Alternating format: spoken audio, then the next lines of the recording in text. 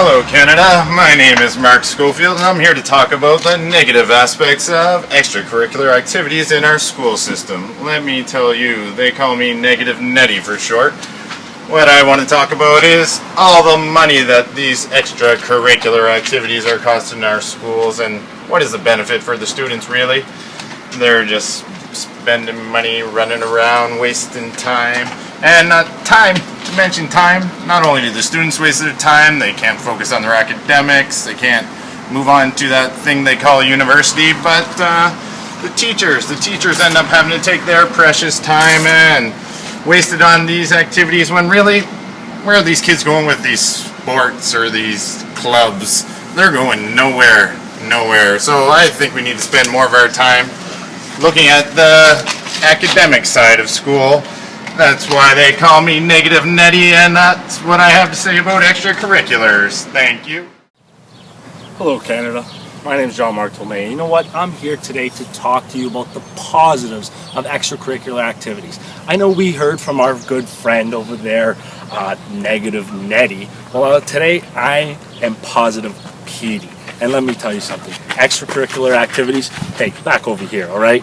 Extracurricular activities, positive, great aspects for our children, and I'm here to tell you why. Why, you say? Well, let's talk about this. First of all, they have access on their lunch hours to be able to participate in a plethora of different sports, low-organized games, and activities. Students, they get all sorts of needs assessed to them throughout that. They need 60 minutes of physical activity a day. And as kids get older, their bodies develop and they get bigger, stronger. And some of them go through awkward stages. And I'll tell you what, as they get older, that 60 minutes needs to change into 90 minutes. So we're not getting enough in our phys ed classes, so why not get some more in our extracurricular activities? Cost? There is no cost. Every school, or for at least the most part, most schools, have access to utilities and materials. So you tell me, well, what about the money? Well, we talked about the money. Well, what about the time? Time? You're telling me teachers don't have any time to do this? I say that's bull. Teachers got into profession not because of the money. They got into this profession because they want to work with children. And if you're not in this profession for that reason, well, you could get the hell out of here. Anywho, as we continue and we go on and we talk about extracurricular activities with children, what else can I say? Well, Positive Pete is here today to tell you that extracurricular activities are a great way for kids to meet other kids they haven't met before, and to break social barriers. Thank you. Hey you, yeah, you over there. What, do you think you're some sort of elitist because you're part of a club? Huh? You got a secret knock, secret handshake, or maybe I even need a secret key to access your club? I don't think so. I'm Pessimistic Pablo, and I'm here to tell you I don't like your clubs, okay? First of all, let's talk about who these clubs are open to.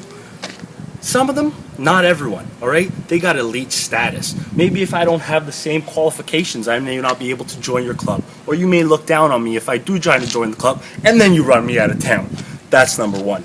Number two, accessibility. Are these clubs being during school? Because if they are, I have other things to do, like learn and do my homework.